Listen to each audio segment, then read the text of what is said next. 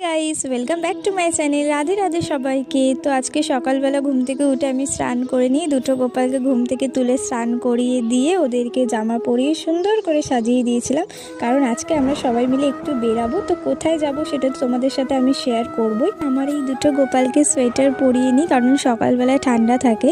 আমার দুটো গোপালকে কেমন লাগছে তোমরা অবশ্যই কমেন্ট বক্সে জানিও।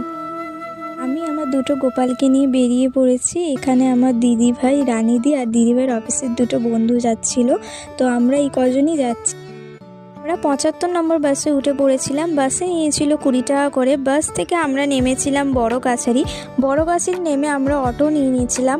অটোতে 10 টাকা করে নিয়েছিল, কিন্তু কাকু বলল এই অটো মন্দির অবধি যাবে না, তাই আমাদের আরেকটা অটো নিতে হয়েছিল। এই অটোতেও 10 টাকা করে নিয়েছিল।